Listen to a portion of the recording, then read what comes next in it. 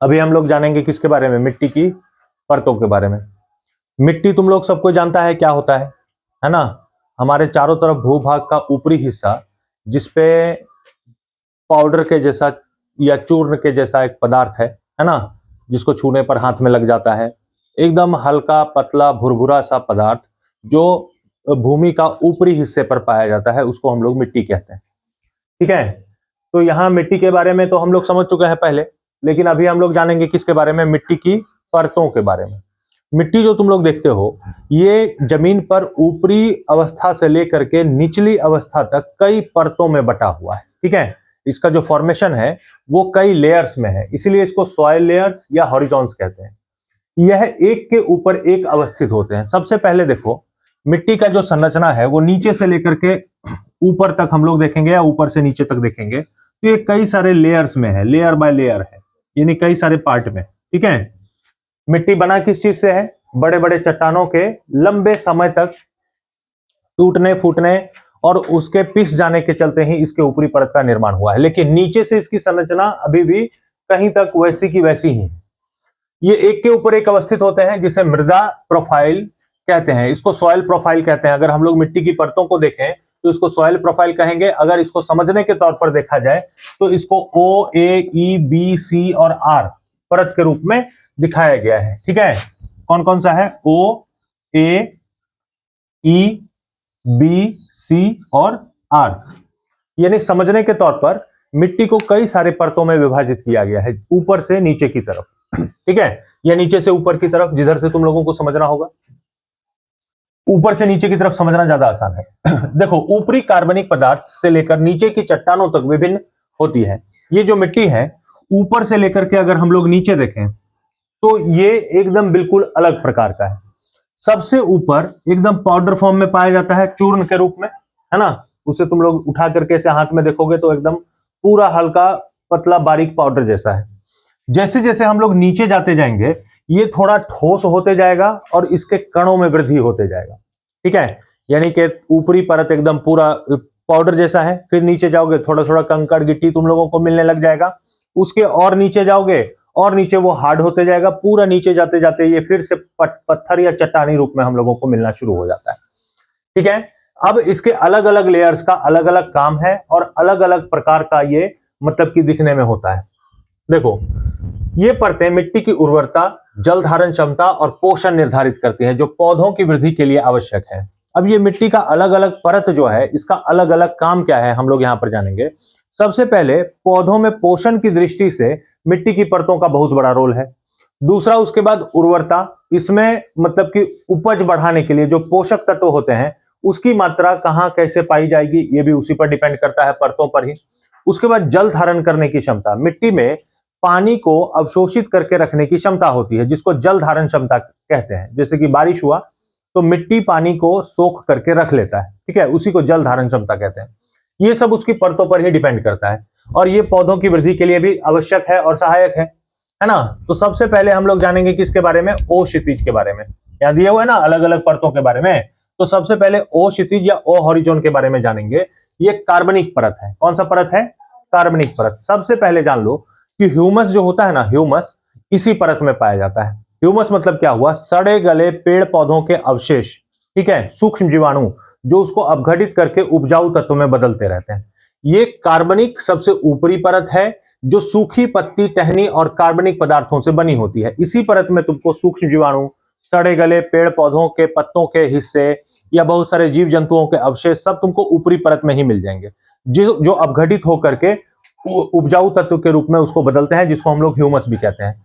तो ये कौन सा परत हो गया, ओ क्षितिज, सबसे ऊपरी परत। उसके बाद आ जाता है ए क्षितिज, ए हॉरिजॉन।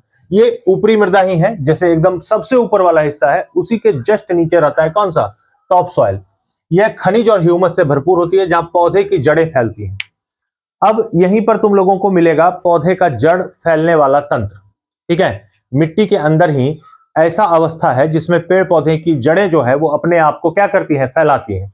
इसको टॉप सॉइल कहते हैं। उसके बाद है ई क्षितिज, ई हॉरिजॉन।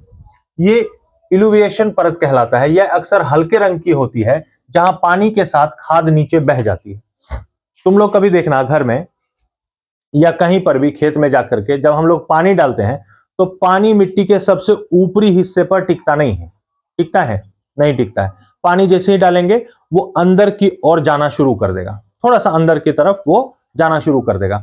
तो वो ऊपर ओ क्षितिज और ए क्षितिज को टप जाता है, उसके बाद ई क्षितिज में जाकर के अपने आप को धीरे धीरे अवशोषित करवाने लग जाता है। ठीक है, ये हल्के रंग की होती है और यहीं से पानी खाद नीचे की तरफ बह जाती है। उसके बाद है बी क्षितिज। कौन सा है? बी क्षितिज, बी हॉरिजॉन। इसको उपमृदा कहते हैं या सब सॉइल। इसमें ऊपर से आए खनिज, लोहा और मिट्टी जमा होता है। यह पौधों के लिए पोषक तत्वों का भंडार है। इसका निचला परत जो है ई क्षितिज, इसमें बी क्षितिज, इसमें क्या होता है कि जितना भी हम लोग खाद डाले या जो भी चीज डाले, खनिज, लोहा, जितना भी प्रकार का मतलब कि मिनरल्स हैं, वो सब इसी क्षितिज में पाया जाता है, बी हॉरिजॉन में। यहां पर पोषक तत्वों का भंडार रहता है।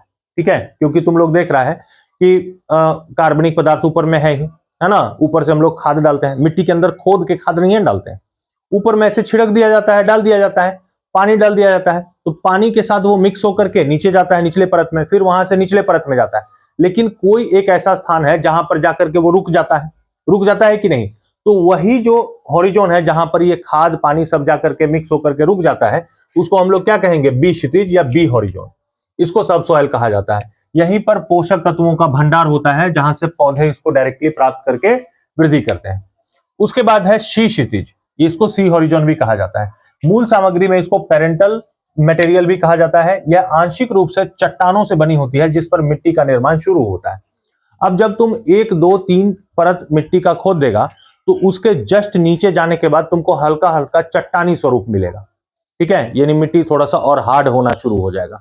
वहां पर जाकर के तुम देखोगे तो उसी परत के ऊपर में ये बाकी की 3-4 परतें जो है अवस्थित रहती हैं। इसको पेरेंट मटेरियल कहा जाता है और इसी हिस्से के ऊपरी हिस्से में मिट्टी का निर्माण शुरू हो जाता है।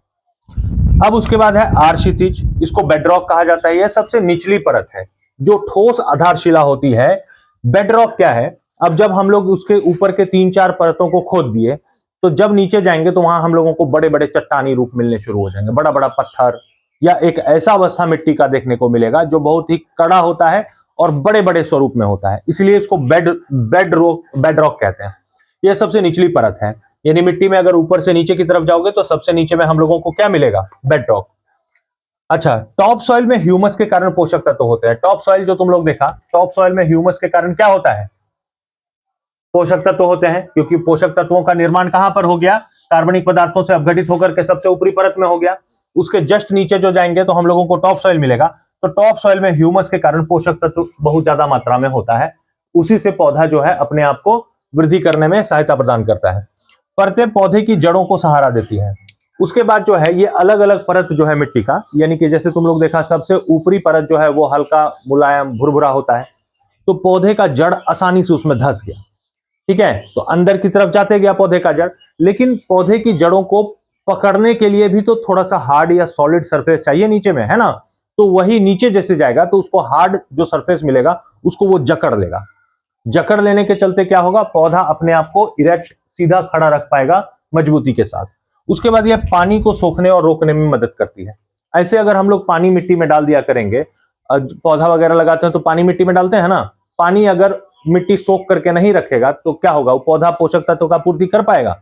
नहीं। अगर हम लोग बलुआई मिट्टी में देखा होगा तुम लोग, जहां पर बालू वाला मात्रा ज्यादा रहता है, वहां पर अगर हम लोग कोई फसल या पौधा लगाते हैं तो नॉर्मल मिट्टी की अपेक्षा वहां पर कम होता है। कम होता है कि नहीं? क्यों? क्योंकि बलुआई मिट्टी में जैसे हम लोग पानी डालते हैं उसकी जल धारण क्षमता बहुत कम होती है, पानी उसके अंदर से बह करके दूसरी दिशा में चले जाता है, तो वहां पानी रुक ही नहीं पाया, तो पौधा पानी को अवशोषित करेगा कहां से, है ना? इसीलिए मिट्टी की जल धारण क्षमता वाला गुण भी मिट्टी में होना बहुत ज्यादा जरूरी होता है, जो पानी को सोखने और रोकने में क्या करता है? मदद करता है।